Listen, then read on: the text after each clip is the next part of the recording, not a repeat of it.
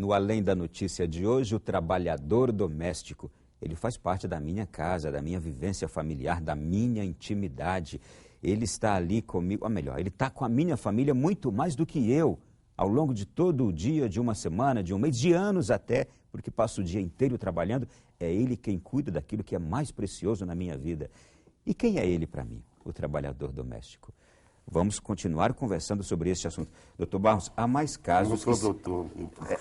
É o hábito também. Há mais casos não, que mas possam... eu sou simplesmente um sindicalista. Depois, olha, se apresentou com o doutor, aí eu vou ser preso. Seu Barros, eu tenho certeza que o senhor conhece muitos outros casos que chegam a sensibilizar a gente, não é? Lógico, eu tenho, como é que se diz muito?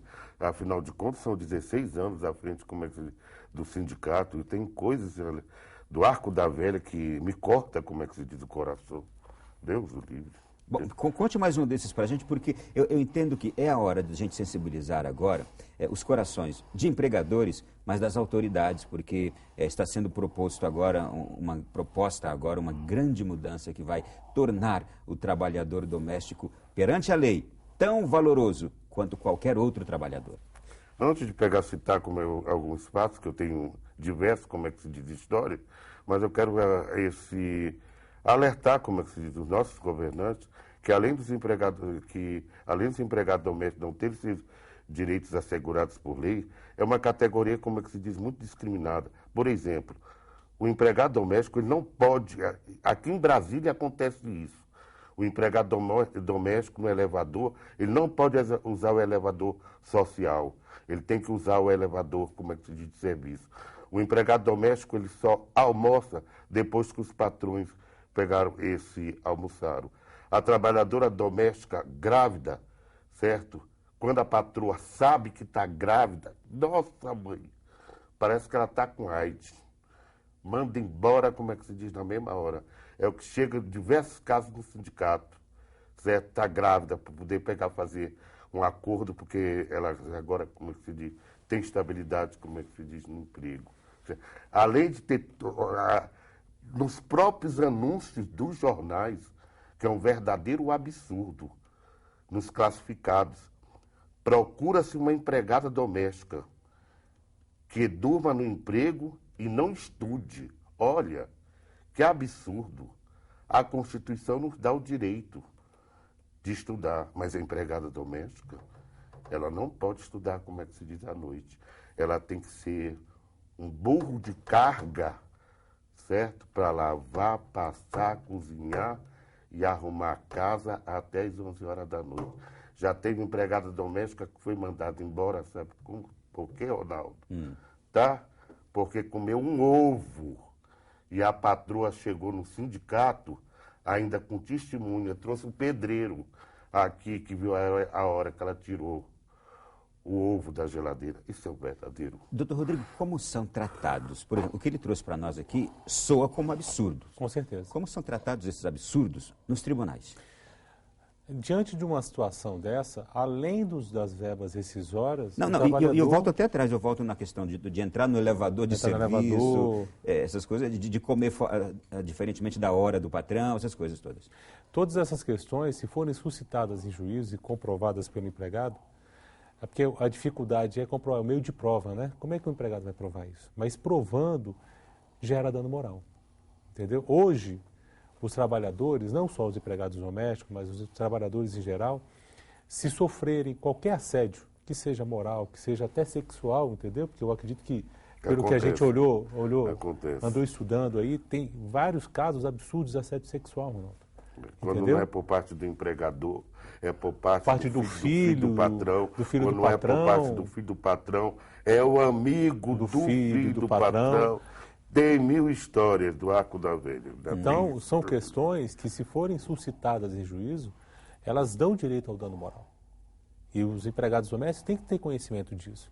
Que, havendo qualquer tipo de discriminação, tem que se levar a juízo, porque isso tem que acabar, Ronaldo. Nós já estamos, foi o que o Barros falou, que nós já estamos no ano 2012. Então, assim, se a gente não aplicar a legislação que existe hoje, para dar fim a esse tipo de conduta, ela vai se perdurar por mais tempo. Eu quero propor a ambos agora um ping-pong breve, porque a gente tem perguntas bem interessantes nesse bloco final do nosso programa. Por exemplo, quanto custa hoje um empregado doméstico para uma família com os direitos atuais? Certo. Ela vai ter que pagar o salário mínimo, no mínimo, que é R$ 525. 625. 625 reais, perdão. E, além disso, ela tem que recolher a Previdência Social. A Previdência Social, dependendo do salário, ela pode ir de 7% para descontar do empregado e o restante para chegar aos 20% do empregador. Vai de 7% a 11% do empregado. Só uma pergunta, em nenhum lugar do território nacional pode-se pagar menos, deve-se pagar menos que R$ 625? Não pode se pagar menos que R$ 625. Não, o salário mínimo aqui, isso é uma observação. No Distrito Federal está R$ 622 o salário mínimo aqui do Distrito Federal. Tá, eu apenas quis fazer essa ressalva porque a gente sabe de casos que por aí tem empregado ganhando R$ 300, R$ 400. Não é uma garantia constitucional, é o pagamento com o mínimo do salário mínimo. O mínimo. Perfeito. Agora, uma outra pergunta que eu gostaria de fazer. Antes de fazê-la, eu quero só ler agora a PEC do deputado Carlos Bezerra, que diz o seguinte: emenda à Constituição 478/de 2010. O texto do projeto garante às empregadas domésticas a jornada de 44 horas semanais, diária da quanto? 44 semanais? Dá 8 horas diárias. 8 horas por dia.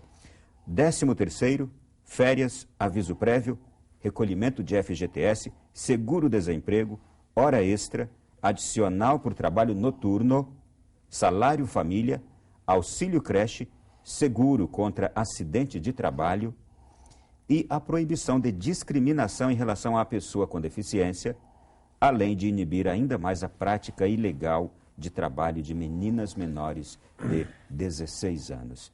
Isso vai mudar uma barbaridade, hein? Vai.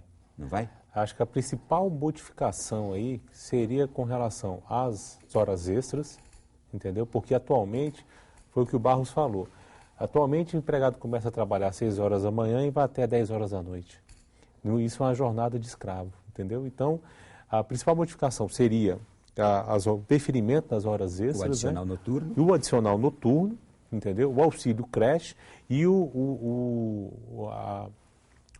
a indenização por acidente. Porque, assim, hoje, o empregado que existe o auxílio doença e o auxílio acidentário, que é previsto na legislação previdenciária. Hoje, o empregado doméstico não tem direito ao auxílio acidentário. Com essa modificação, vai passar a ter. O que é o auxílio acidentário? O auxílio acidentário é aquele que a pessoa sofreu um acidente no trabalho, ele já tem direito a receber o benefício do INSS. Eu acho um verdadeiro absurdo, complementando aí o raciocínio, tá? Empregado doméstico, o que acontece mais é acidente, como é que se diz? E ele não tem direito. Ele não tem direito. E a diferença... É um verdadeiro, como é que se diz, absurdo. Não tem lógica um negócio dele. Muitas delas quebram a perna, muitas delas que não dão um investimento, não dão nada, porque elas trabalham, se cortam, então tudo. Você liga para o sindicato, a patroa, eu já fiz uma grande coisa. Levar ela para o hospital. É mole. E aí, então, eu acho que como se fosse um equipamento que quebrou e levou para o conserto. Então, eu acho que já está passando da hora de serem estendidos aos empregados domésticos todos os direitos das outras categorias. Nos Estados Unidos, empregado doméstico, empregada doméstica é valorizada. Brasileiro e brasileira que chegam nos Estados Unidos com curso superior e pós-graduação vão trabalhar, sabe aonde? Na cozinha, em casa de família, porque lá o empregado doméstico é valorizado. E o que acontece, complementando o que o Barros falou, é assim, ele não é que ele não tem direito, tá? O Barros, de repente, ser encostado pelo INSS no caso de um afastamento por mais de 15 dias. O que a diferença é que é o período que a pessoa tem direito à indenização.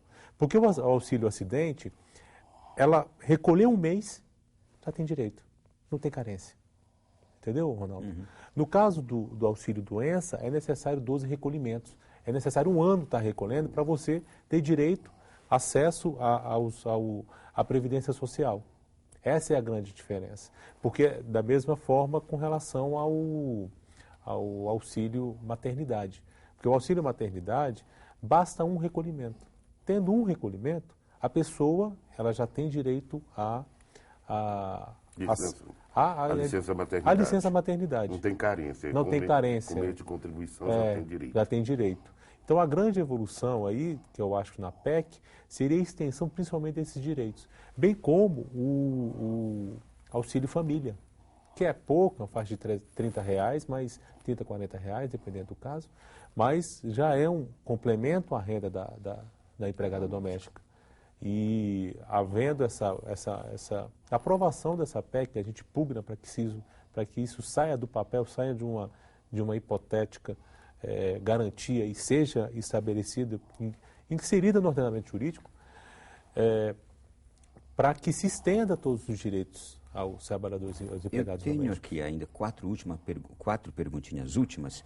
Primeiro, jornada de trabalho e folga do trabalhador doméstico, agora a gente fazendo um apanhado geral. Como é que funciona hoje? Hoje, ele tem, jornada de trabalho não tem legislação que fale sobre isso. Não está definido. Então, ele pode trabalhar o dia inteiro, foi o que nós citamos, pode trabalhar 12 horas por dia. E as folgas, ele tem garantido aos domingos, preferencialmente, bem como aos feriados. Contudo, Ronaldo, se ficar aprovado na Justiça que o empregador, ao contratar a empregada, estipulou o horário, existe a possibilidade, Barros, do deferimento de horas extras. Se ficar comprovado que ressalto, que ficou pactuado o horário. Exemplo, ela começaria 8 horas e até meio-dia. Se isso ficar comprovado, ela vai ter direito às horas extras. Empregados domésticos no feriado, como é que está funcionando hoje? Não trabalha mais. Todos os feriados vermelhos que pega tem na folhinha, empregado doméstico não trabalha, como é que se diz mais, que foi estendido em 2006. Antigamente, que era pela aquela lei 605/49, que é a partir da carta maior, o empregado, aquele negócio todo. Empregado doméstico não trabalha feriado. Se trabalhar feriado, o empregador fica penalizado em pagar dobrado. Paga o dia trabalhado em dobro. Como é que fica a questão de um trabalhador doméstico que está doente? Eu estou vendo aqui a questão rescisão. Ele tem direito na justiça se a sua demissão ocorrer porque ele ficou doente? Não tem jeito nenhum. Desde o fato que ele apresentou o atestado médico, o empregador é obrigado a acatar o atestado médico. E se ele tiver de licença pelo INSS, o auxílio-doença, ele só pode mandar embora, demitir depois que acabar a licença ou então depois que acabar, como se diz, o atestado. Tá? E com referência a esse caso de horas extras e tal e tudo, que empregado doméstico não tem direito, o que é que a gente orienta lá no sindicato? A trabalhadora doméstica que não dorme no emprego tem que trabalhar 8 horas por dia. Quando completar suas 8 horas, você vai embora. E a que dorme no emprego, quando ajeita o jantar por volta de 6h30, 7 horas e se recolha. E sábado, meio-dia, a que dorme no emprego. Você já vai para a folga, só volta no domingo à noite ou na segunda-feira pela parte da manhã. Quanto à maternidade?